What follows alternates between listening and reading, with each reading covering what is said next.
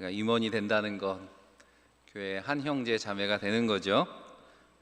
오늘 귀한 자리 예배 함께하는 성도들, 또 우리 신천 임원들 응원해 주시고 격려하시기 위해서 함께 예배에 참석한 성도들, 주님 주시는 복이 넘치시기를 바랍니다. 낮에도 말씀을 드렸지만 오늘 임원 임명과 헌신 예배는 신천 임원들에게만 해당하는 시간이 아닙니다. 신천 임원들은 대표로 임명을 받고 또 이 시간 주관을 하는 것이고, 모든 임원들이 새롭게 임명을 받고 또 새롭게 사명을 다짐하는 시간인 줄 믿습니다. 그러니까 지난 당회에 신천 집사님, 권사님들을 추천하고 지난주 토요일에 1차 임원 교육을 했습니다. 제가 1차 임원 교육이라고 하는 이유는 작년까지는 그렇게 임원 교육 한 번 하고 임직을 했지만 올해부터는 신천 임원 교육을 강화하기로 했습니다. 그래서 이미 우리 신천 임원들한테 다 설명을 했어요. 그리고 올해 우리가 양육부를 새로 만들었습니다. 양육부를 만든 이유 중에 하나도 직분에 맞는 체계적인 훈련을 하기 위해서입니다. 그래서 맡은 직분에 맞는 역할과 책임에 대해서 다시 확인하고 또 교회를 위해서 함께 비전을 나누는 기회가 될 겁니다. 그래서 신천 임원들만 교육을 받는 게 아니고 우리 집사 교육도 있을 거고 권사 교육도 있을 겁니다. 기대가 되시죠? 네. 네. 교육에 빠지면 어떻게 되냐고요? 네. 그건 두고 보시면 압니다. 네. 제가 신천 권사님들 교육을 하면서 신천 권사님들한테 이제 집사는 했으니까 이제 신천 권사가 되는 거니까 제가 질문을 했던 건데, 이 자리에도 우리 권사님들 많이 계시니까 제가 같은 질문을 드려보겠습니다. 집사랑 권사랑 뭐가 달라요? 집사와 권사의 차이가 뭡니까? 웃으시는 건 다 아셔서 웃으시는 거죠? 네. 집사라는 말은 성경에 있습니다. 그죠? 스데반 집사처럼 7 집사, 또 뭐 집사의 자격은 뭐 성경에도 나와 있는 말씀입니다. 집사라는 말이 디아코노스라고 부르는 헬라어인데 섬긴다라는 뜻의 섬김, 디아코니아라는 말을 같은 어원이죠. 그래서 집사는 성경적인 표현으로 하면 그럼 섬기는 직분인데, 그런데 교회에서 섬기는 직분 아닌 직분이 있습니까? 목사든 전도사든 장로님이든 뭐 집사든 권사든 다 섬기는 직분이라는 면에서는 똑같죠. 그러니까 교회 안에서 교회의 사역 중에 하나가 디아코니아, 섬김이라고 하는 거죠. 그런 사역에 참여한다는 의미에서 어쨌든 성경의 집사는 그런 의미를 가지고 있고, 주님께서도 섬기기 위해서 오셨다 말씀하셨기 때문에 주님을 따르는 그리스도인이라면 누구나 주님의 섬김의 본을 따르는 거지요. 그리고 성경의 집사라고 하는 그 직분이 지금 우리가 교회에서 주는 집사 직분과는 조금 성격이 다르다는 것도 아실 겁니다. 오히려 성경에 나오는 집사는 지금으로 하면 목회자 같은 자리이기 때문에 오히려 집사, 권사, 우리가 지금 이렇게 새롭게 임직을 하는 집사님, 권사님들을 설명하기 위해서는 성경에 있는 표현보다는 우리가 쓰는 표현이죠. 집사, 권사라는 말이 이게 우리말 한자어기 때문에 집사, 권사 한자로 이렇게 됩니다. 우리말 집사는 교회에서만 쓰는 표현이 아닙니다. 집사라는 말은 교회에서만 쓰는 게 아니라 뭐 어디 집사라고 할 때 뭐 그런 거죠. 집사라는 말이 맡는다, 지킨다라고 하는 집자에다가 일사자를 붙이기 때문에 한마디로 어떤 일을 맡은 사람, 어디를 지키는 사람을 집사라고 하는 거죠. 그래서 어느 가정집에 집사가 있을 수도 있고 어디 뭐 회사에 집사가 있을 수도 있는 겁니다. 그래서 제가 신천 집사님들에게는 집사라는 직분을 한자어대로 하면, 글자 그대로 하면 집사는 맡은 일 하는 사람이다 그랬습니다. 내가 맡아진 직분을 하는 사람, 그 자리를 지키는 사람. 그래서 집사님들은 직분 맡겨주고 역할이 맡겨지면 그 자리만 잘 지키시면 된다 그랬습니다. 예배 자리 잘 지키시고 봉사의 자리 잘 지키시고, 그러니까 나만 잘하면 되는 자리가 집사다. 저는 그렇게 설명을 했어요. 맞는 것 같습니까? 그러니까 임원이 된다라고 하는 건 그렇게 봉사의 일을 맡는 거고 그 자리를 지키는 거. 그래서 집사부터 임원이 시작되는 거잖아요. 그래서 여러분들에게 맡겨진 직분, 그 자리를 잘 지키는 것에서부터 임원의 역할이 시작이 되는 겁니다. 집사는 그렇게 설명을 했으면 권사는 뭡니까?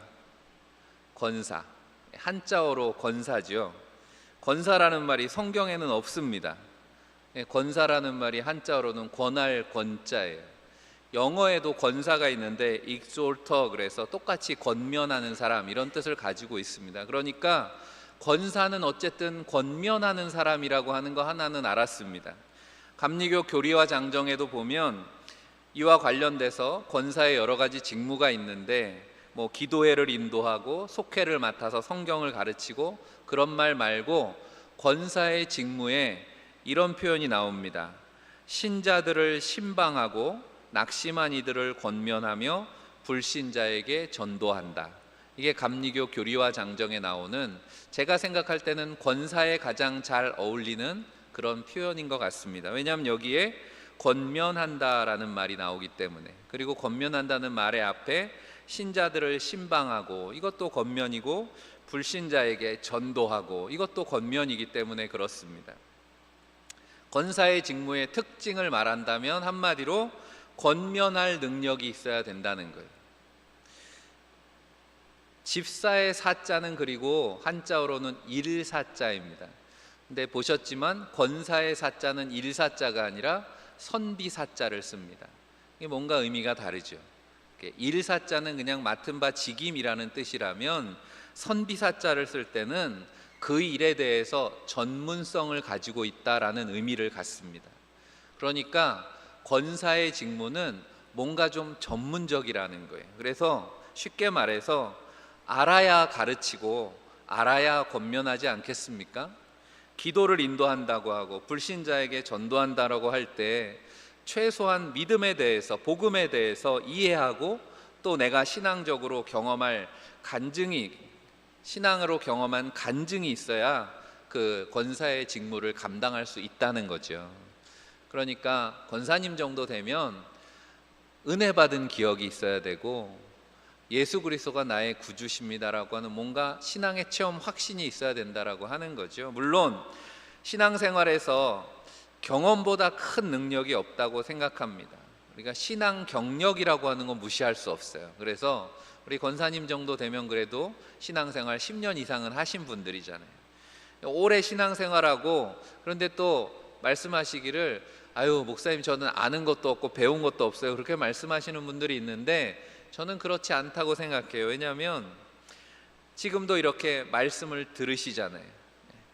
그래도 오늘 신천 임원들이 헌신 예배 한다고 우리 권사님들도 그래도 옛날 생각하시면서 나도 저런 때가 있었지라고 하면서 오늘 같이 예배하시는 거잖아요.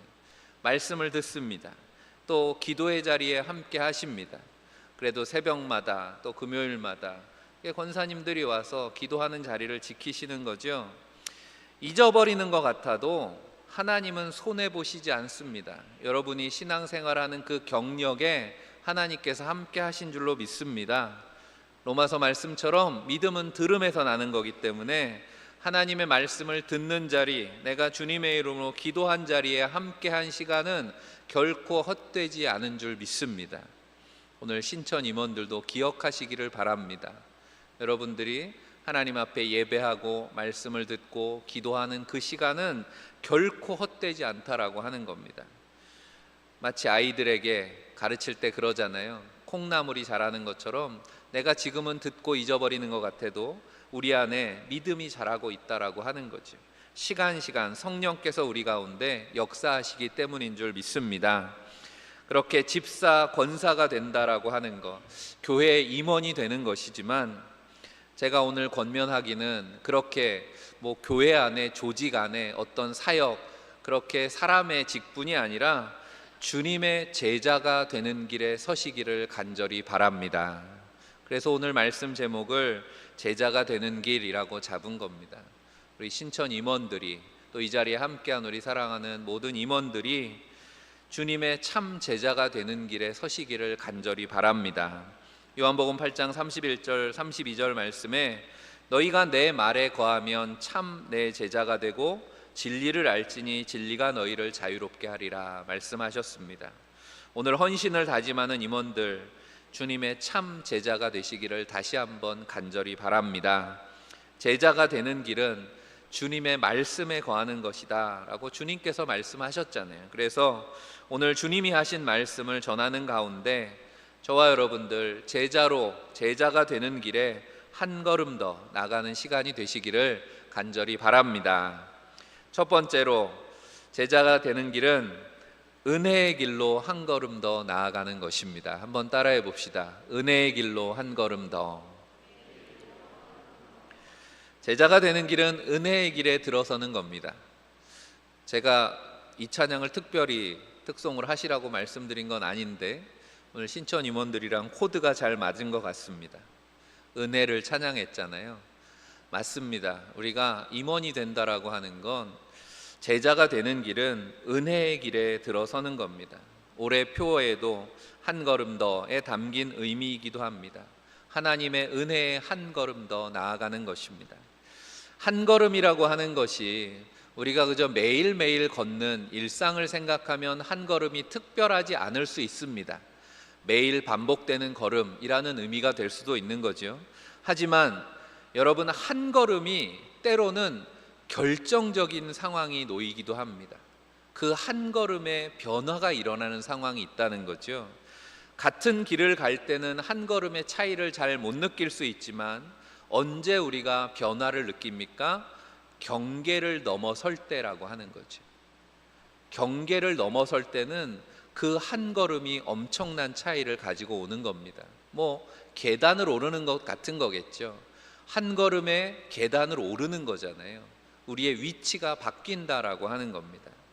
예를 들어 보면, 여러분들이 판문점에 가보셨습니까? 가보시지 않으셨어도 자주 뉴스에 나오니까, 판문점에 가면 군사분계선이라고 하는 곳에 있습니다. 군사분계선에 남쪽과 북쪽에, 남쪽에는 우리 군인이 서 있고 북쪽에는 인민군이 서 있죠. 그 선에 섰을 경우에 거기에서의 한 걸음은 엄청난 변화를 가지고 오는 거죠.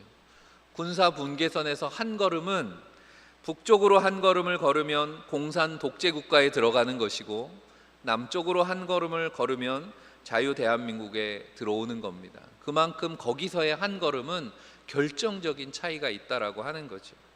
여러분들이 추운 날씨에 따뜻한 건물로 들어올 때도 한 걸음의 차이입니다. 그 한 걸음의 큰 온도 차이를 느끼는 거 마찬가지죠. 예수 그리스도의 제자가 된다라고 하는 건 어쩌면 그런 한 걸음입니다. 주님의 제자가 되는 한 걸음, 예수 그리스도의 제자가 된다는 것도 그렇죠. 엄청난 변화가 있는 겁니다. 오늘 주님이 하시는 말씀만 들어봐도 그렇습니다. 주님께서 누구든지 내 제자가 되려면 말씀하시는 거잖아요. 그러면서 오늘 읽은 말씀을 들어보면 어떻습니까? 오늘 말씀 읽으면서 어떤 마음이 드셨어요? 제자가 되는 게 쉽다고 느끼셨어요? 어렵다고 느끼셨어요? 오늘 말씀을 읽으면 이거 제자가 될 수 있겠어? 그런 생각이 드는 말씀입니다. 왜냐하면 오늘 본문에는 능히라는 말이 반복해서 나옵니다. 26절에도 능히 내 제자가 되지 못하고, 같은 말씀이 오늘 읽은 본문에 능히는 4번 나오지만 어쨌든 이 표현은 3번 나옵니다. 가족과 목숨을 버릴 각오가 없으면 능히 제자가 될 수 없다. 27절에 자기 십자가를 지지 않고서는 능히 제자가 될 수 없고, 33절에 자기 모든 소유를 버리지 않으면 능히 내 제자가 될 수 없다. 주님께서 3번 반복해서 말씀하시죠. 3번 정도 말씀하시면 굉장히 강조하는 말씀이다 그랬습니다. 아니, 제자가 되는 길이 이렇게 어렵다면 능히 제자가 될 수 있는 사람이 있겠습니까? 제자가 되라는 말입니까? 되지 말라는 말입니까? 여러분 어떻게 읽으셨어요? 그런데 우리가 기억해야 될 것이 있습니다. 예수님께서 처음 제자들을 부르실 때 이 말씀을 하신 게 아니라는 거예요. 예수님이 처음 제자들을 부르실 때는 어땠나 기억하십니까? 제자들이 그물을 손질하고 있었습니다. 베드로에게 가서 주님께서 뭐라고 말씀하셨는지 기억하십니까? 같이 한번 읽어보겠습니다. 마태복음 4장 19절 말씀입니다. 말씀하시되 나를 따라오라 내가 너희를 사람을 낚는 어부가 되게 하리라 하시니. 아멘. 다시 제가 읽어드립니다. 나를 따라오라 내가 너희를 사람을 낚는 어부가 되게 하리라 하시니. 공동 번역의 마지막 부분을 읽어보면 내가 너를 어부로 만들겠다라고 말씀하십니다. 무슨 말입니까? 주님의 뜻대로 잃어버린 영혼들을 구원하는 제자의 사명을 감당하게 되는 것은 주님이 그렇게 만드시겠다라고 말씀하셨다는 거죠. 내가 제자가 되라가 아니라 내가 너를 제자로 만들겠다 말씀하셨다라고 하는 거예요. 그래서 한마디로 은혜라고 이야기하는 겁니다. 우리가 제자가 된다는 건 우리를 생명을 살리는, 사람을 낚는 어부로 만드시는 주님의 은혜 안으로 한 걸음 들어서는 것인 줄 믿습니다. 여러분 이미 그 한 걸음을 디디셨다는 거예요. 나의 나 된 것은 하나님의 은혜입니다 라고 바울이 고백한 것과 같습니다. 바울이 내가 이방인의 사도가 돼야지 라고 마음을 먹고 이방인의 사도가 된 게 아니라는 거예요. 부활하신 주님께서 그때까지만 해도 그리스도인들을 열심히 핍박하고 잡으러 다녔던 사울을 주님께서 붙잡아 주신 거죠. 부활하신 주님께서 오히려 사울을 붙드셔서 이방인의 사도가 되게 하셨다. 성경은 분명히 우리에게 전해주고 있습니다. 그렇다면 우리는 제자가 되기 위해서 아무것도 하지 않아도 됩니까? 주님이 붙잡으실 때까지 기다리면 됩니까? 그렇지 않죠. 주님이 제자들을 찾아가신 것은 맞지만 주님의 부르심에 제자들은 믿음으로 응답하고 따랐다고 성경은 말씀하고 있습니다. 그래서 오늘 많은 무리가 따를 때 예수님께서 26절에 무릇 내게 오는 자가 라고 말씀하셨다는 거예요. 수많은 무리가 주님과 함께 걷고 있었지만 주님의 은혜 가운데로 한 걸음 들어갈 때 제자가 되는 줄 믿습니다. 우리가 제자가 되는 것에 대해서 생각해 볼 수 있는 좋은 예가 있어서 소개를 합니다. 연변과기대에서 교수를 하셨고 또 코스타라고 외국에 있는 우리 청년 학생들에게 복음을 전하는 사역을 했던 강사로 사역을 하셨던 포항공대 정진호 교수님이라고 있습니다. 이 교수님이 책을 하나 쓰셨는데 루카스 이야기라고 하는 책에 이분의 간증이 실려 있어요. 복음의 뜨거운 마음으로 그런 분들이 연변과기대 가서 교수하고 그랬던 거잖아요. 그리고 세계를 다니면서 청년들 사역을 하고, 그런데 그런 사역을 하다 보니까 뭐 누구나 다 지치죠. 사역에 탈진하고 지칠 때가 돼서 헨리 나우엔이 사역했던 데이브레이크 공동체를 방문할 기회가 있었다는 거죠. 그곳에서 이 헨리 나우엔 신부의 설교 비디오를 보게 되었습니다. 이 정진호 교수님이 방문해서 거기서 이제 보여주는 헨리 나우엔의 짤막한 설교를 들었다는 거죠. 그 설교는 성찬식과 더불어서 진행되는 설교였습니다. 오병이어의 기적에 대해서 설교하는데 마태복음 14장 19절에 오병이어에 예수님께서 무리를 명하여 잔디 위에 앉히시고 떡 5개와 물고기 2마리를 가지사 하늘을 우러러 축사하시고 떡을 떼어 제자들에게 주시매 제자들이 무리에게 주니. 화면에 나오는 말씀에 제가 동사 4개의 색깔을 표시했습니다. 이 말씀 속에 4개의 동사가 나옵니다. 주님께서 보리떡 5개, 물고기 2마리를 가지사, 취하셨다는 거죠. 영어로 하면 taken이라고 하는 동사고, 그리고 우러러서 하늘 우러러 축사하셨다, 축복하셨다는 게 blessed라고 하는 영어 단어입니다. 그리고 떡을 떼어서 쪼개셨다, broken이라고 되어 있고, 나누어 주셨다는 거죠. 떡을 떼어 나누어 주셨다, given이라고 하는 4개의 동사가 나옵니다. 이 4개의 동사가 예수님의 인생이 담겨 있는 동사라고 하는 겁니다. 세례요한에게 예수님께서 세례를 받으실 때 하나님의 손에 붙잡힌 바 되셨습니다. 성령에 붙잡힌 바 되셔서 성령이 비둘기같이 임하면서 내 기뻐하는 아들이다. 하나님께서 축복하셨습니다. 그리고 주님은 공생의 사역을 마치고 십자가에 달려 죽으셨죠. 십자가에서 주님의 몸이 찢기시고 나누어 주시고 그리고 많은 사람들에게 생명을 나누어 주셨다라고 하는 거죠. 예수님의 생애를 이 네 개의 단어로 설명할 수가 있다는 거죠. 그러므로 그리스도의 제자가 된 우리도 마찬가지로 이 네 가지 동사를 통한 삶이 요구된다. 뭐 그런 설교였다는 거예요. 제 설교를 요약하면 헨리 나우엔의 짤막한 오병이어를 주제로 한 성찬과 예수님의 생애와 그리스도인의 사명에 대한 설교가 이 정진호 교수님의 영혼을 강렬하게 흔들었던 것 같습니다. 그러면서 자신이 그동안 했던 사역을 돌아보게 되었다는 거죠. 중국에 가서 젊은이들을 가르쳤던 지난 시간들을 돌아보고 그리고 이 네 가지 동사 안에 자신의 사역도 다 담겨 있다라고 하는 것을 깨닫게 됐다는 거죠. 보잘것없는 인생이 하나님 손에 붙잡힌 바 되어서 그분의 축복을 받았고 세상에 나아가서 자신을 쪼개서 삶을 나누어 주면서 애쓰며 살아온 게 다 사실이었다라는 것을 말씀을 통해서 확인하게 됐다는 거예요. 여러분도 마찬가지 아닙니까? 우리가 그리스도인이 되었습니다. 하나님께 붙잡힌 바 되어서 성령 충만해서 우리가 하나님의 은혜 가운데 우리의 가진 것들을 나누고 섬기고 그렇게 신앙생활 해오지 않으셨습니까?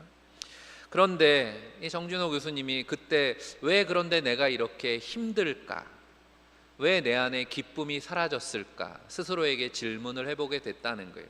뭐가 문제였을까?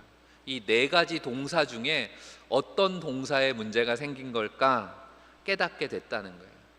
그때까지도 자신은 변함없이 믿음에 확신이 있고 사역도 열심히 하고 있는데 뭐가 빠졌냐면 주님이 지금도 나를 사랑하시고 나를 기뻐하시고 내 인생을 위해서 축복하고 계시다라고 하는 사실을 어느 순간 망각하고 있었다라고 하는 거죠. 하나님께서 예수님께서 세례 받으실 때 이는 내 사랑하는 아들이고 내 기뻐하는 자다. 하늘을 문이 열리고 성령으로 축복하셨던 그 순간 우리도 하나님의 자녀가 됐을 때 우리가 예수 그리스도를 구주로 영접하고 우리가 은혜 받았을 때 하나님이 나를 사랑하시는구나. 하나님이 지금도 나를 축복하고 계시는구나. 그 깨달았던 그 기억을 잊어버리고 있었다라고 하는 한마디로 말하면 뭐예요? 은혜를 잃어버렸다라고 하는 거예요. 하나님의 은혜를 잃어버려서 제자가 되는 조건으로 오늘 우리가 이 말씀을 읽으면 이렇게 하고 이렇게 하고 이렇게 해야 능히 제자가 될 수 있다. 조건으로 읽는다라고 하면 우리에게는 답이 없죠. 누가 이 조건을 다 만족하고 주님의 제자가 될 수 있겠습니까?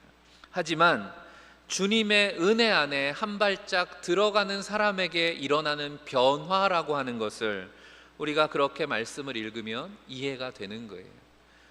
누구든지 나에게 나오는 자는 자기 목숨도 아끼지 않고 자기 소유도 아끼지 않고 주님의 사역을 위해서 모든 것을 다 드리는 그런 사람이 된다라고 하는 겁니다. 그 은혜를 깨달은 바울의 고백이 무엇입니까? 우리가 좋아하는 빌립보서 4장 13절 말씀이잖아요. 내게 능력 주시는 자 안에서 내가 모든 것을 할 수 있느니라. 우린 좋아하죠. 능력 주신다고 하니까. 그런데 이 말씀 좋아한다면 이 말씀 바로 앞에 있는 내용도 잊어버리면 안 되는 겁니다. 빌립보서 4장 12절 말씀, 그 능력이 어떤 능력인가 같이 읽어보겠습니다. 나는 비천에 처할 줄도 알고 풍부에 처할 줄도 알아.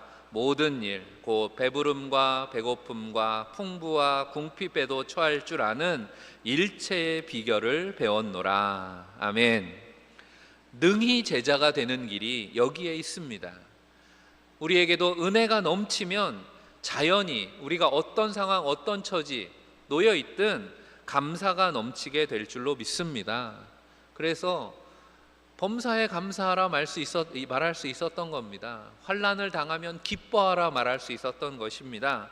주님께 나오는 자를 기뻐하시고 날마다 베푸시는 은혜 안에 거하시기를 바랍니다. 다시 말해서 제자가 되는 길은 은혜 충만의 길이라고 하는 겁니다. 은혜 충만, 감사 충만으로 제자의 길에 한 걸음 들어서시는 저와 여러분들이 되시기를 간절히 바랍니다. 두 번째, 따라해 봅시다. 말씀의 길로 한 걸음 더. 제자가 되는 것은 말씀의 길로 한 걸음 더 들어가는 겁니다. 예루살렘을 향해 가시는 예수님의 여정에 오늘 말씀에 수많은 무리가 동참해서 걷고 있었습니다. 하지만 그들은 예수님께서 십자가에서 죽으시고 다시 살아나시기 위해서 예루살렘으로 가고 계시다라고 하는 이 여정의 참된 목적과 의미를 전혀 알지 못한 채 예수님을 따르고 있는 거죠. 무리들 중 대부분은 예수님을 통해서 자신들의 바램을 이루고자 하는 자들이었습니다. 병 낫기를 바라고, 주님의 말씀을 통해서 뭔가 위로를 받기 원하고, 예수님의 놀라운 능력을 힘입어서 혹시라도 자신도 뭔가 한 자리 차지할 수 있을까 그렇게 기대하기도 했다는 거죠. 예수님 가까이 있는 제자들도 그랬으니까 다른 말이 할 말이 없습니다. 그런 무리들에게 예수님께서 3번에 걸쳐서 제자들이 따라와야 될 길에서 구체적으로 말씀하셨습니다. 그리고 그 내용은 우리가 앞서 살펴보았던 것처럼 그들이 기대하는 내용과는 정반대의 말씀들이었다라고 하는 거죠. 무리들이 예수님을 따르는 이유는 자신들의 욕망을 채울 기대가 있었기 때문에 따랐다는 겁니다. 오늘 낮에도 복에 대해서 말씀했잖아요. 세상은 그렇게 복을 쫓아간다는 겁니다. 하지만 그리스도인의 삶은 복이 따라오는 삶이다 그랬어요. 복을 쫓아가다 보면 그 복이 뒤집히면 저주가 된다 그랬습니다. 우리가 처음에 읽었던 주님의 말씀을 다시 같이 읽어봅니다. 요한복음 8장 31절 32절 말씀입니다. 너희가 내 말에 거하면 참으로 내 제자가 되고 진리를 알지니 진리가 너희를 자유롭게 하리라. 아멘. 진리에 거하면 그런 욕망으로부터 자유롭게 됩니다. 참 제자가 되는 길은 욕망이 아닌 말씀을 따르는 데 있다 말씀하시는 겁니다. 낮에도 말씀한 것처럼 우리가 말씀이 제대로 들리지 않는 이유 뭐 때문이라 그랬어요? 말씀을 귀로 듣는 게 아니라 어디로 듣는다고요? 머리로 듣는다 그랬습니다. 머릿속에 엉뚱한 생각, 다른 생각이 꽉 차 있으면 말씀이 들리지 않는 겁니다. 여러분 대화할 때도 그렇다 그러잖아요. 경청하는 사람은 어떤 사람입니까? 듣는 데 집중하는 사람이라는 거예요. 그런데 우리는 내 말 하려는 데 집중하기 때문에 못 듣는다라고 합니다. 내 생각으로 꽉 차 있으면 듣지 못한다는 거예요. 귀로 듣는 것이 아니라 머리로 듣는다라는 것을 명심하고 오늘 말씀을 들어보시기 바랍니다. 내 머리에 다른 생각, 나의 욕심, 두려움, 염려가 가득하다면 하나님의 말씀, 주님의 말씀이 들리지 않는다는 거죠. 그러므로 주님이 제자가 되겠다는 이들에게 오늘 주님께서 물으시는 겁니다. 능히 너희가 제자가 될 수 있겠느냐? 이 물음을 이런 맥락으로 바꾸어 보면 이렇습니다. 너희가 지금 가족과 생계에 대한 생각으로 네 머릿속 가득 차 있지 않냐는 겁니다. 건강과 소유에 대한 걱정으로 내 머릿속이 가득 차 있지 않냐는 겁니다. 내 자신의 생각으로 가득 차 있지 않냐는 겁니다. 그렇다면 말씀이 들리겠냐? 그러면 어떻게 능히 제자가 될 수 있겠느냐? 제자가 된다는 건 진리의 말씀을 듣고 그 안에서 자유하는 것인데 능히 제자가 될 수 있겠느냐? 그래서 오늘 마지막에 35절에 들을 귀 있는 자는 들을지어다 말씀하시는 겁니다. 주님의 말씀에 참 제자가 되는 길이 있습니다.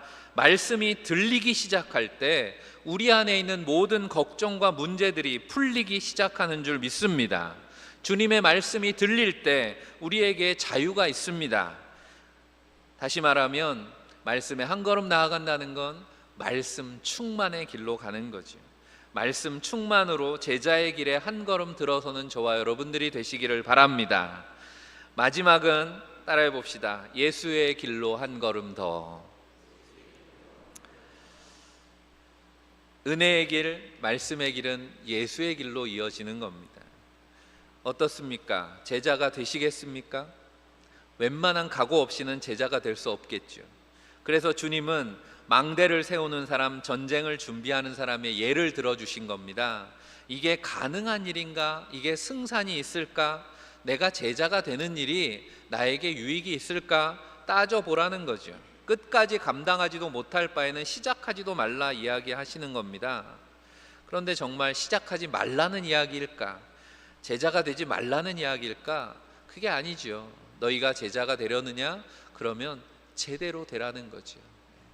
가짜가 되지 말고 참 제자가 되라 말씀하시는 겁니다. 믿노라 하면서 양다리 걸치지 말라는 거죠. 이스라엘 백성들이 가나안 땅에 들어갔을 때도 이스라엘 백성들에게 오늘 축복의 말씀을 하시면서 하나님의 약속의 말씀을 붙들지 않으면, 그러면 좌로나 우로나 치우치다 보면 그러면 결국 우상의 길로 간다라고 말씀하는 것과 똑같은 말씀입니다. 한 걸음 경계를 넘으라고 하는 겁니다. 제대로 주님의 제자가 되려면 중간에 서지 말고 경계를 뛰어넘으라. 이왕에 예수를 믿기로 했다면 제대로 믿어야 되지 않겠냐 말씀하는 겁니다. 그 길이 어디에 있을까? 최권능 목사님을 여러분 들어보셨을 겁니다. 최권능 목사님 하면 생각나는 게 뭐예요? 예수천당이죠. 예수천당, 불신지옥. 최권능 목사님 원래 본명은 최봉성 목사님이죠. 이 목사님이 1902년에 전해지는 이야기를 통해 보면 노블 선교사가 쪽복음을 이 최봉성 목사님한테 전해준 게 계기가 돼서 이제 그 성경을 읽기 시작하면서 복음이 들어온 거예요.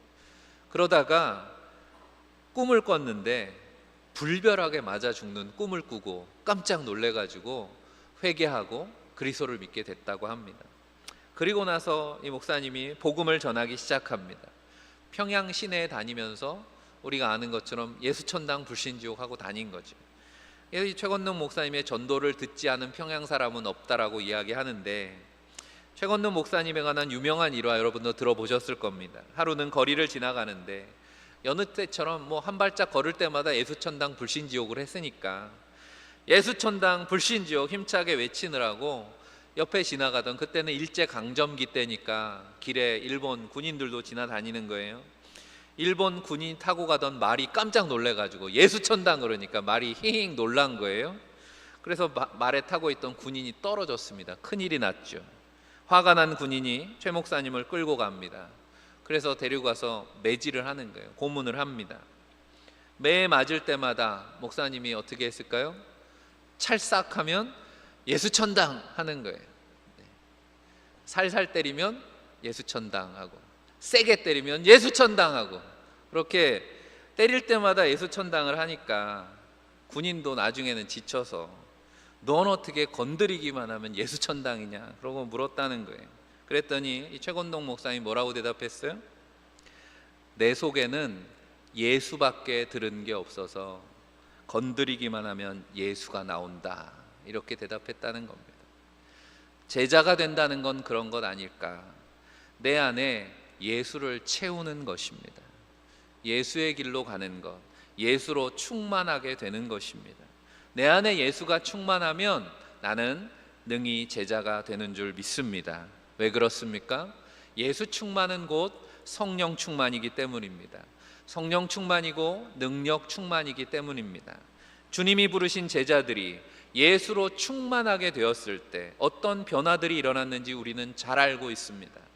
그 제자들이 성령 충만한 교회가 되었을 때 어떤 역사가 나타났는지 우리는 잘 보았습니다. 오늘도 제자의 길을 가는 이들을 통해서 능력의 역사는 새롭게 쓰여질 줄로 믿습니다. 사랑하는 성도 여러분, 또 오늘 헌신을 다짐한 우리 임원 여러분, 우리를 사랑하시고 부르셔서 제자 삼으시기 원하시는 주님의 음성에 귀를 기울이시기를 바랍니다. 우리를 통해서 부패한 죄악 세상에 선한 영향력을 미치게 하시는 주님의 능력을 의지하시기를 바랍니다. 그래서 은혜의 길로, 말씀의 길로, 예수의 길로, 은혜 충만, 말씀 충만, 예수 충만으로 날마다 한 걸음 더 예수의 제자가 되는 길을 가는 저와 여러분들이 다 되시기를 주님의 이름으로 간절히 축원합니다. 기도하겠습니다. 하나님, 우리에게 귀한 직분 맡겨주시니 감사합니다. 억지로 하지 않도록 은혜 충만한 감격으로 감당할 수 있도록 도와주옵소서. 말씀의 길이 있음을 깨달아서 우리의 마음과 생각을 진리의 말씀으로 채우게 하여 주옵소서. 무엇보다 우리의 삶이 예수로 충만하게 하여 주옵소서. 그래서 주님 닮은 제자들로 예수님처럼 생각하고 말하고 살아가는 주의 일꾼들이 다 되게 하여 주옵소서. 우리 구주 예수 그리스도 이름 받들어 간절히 기도하옵나이다. 아멘.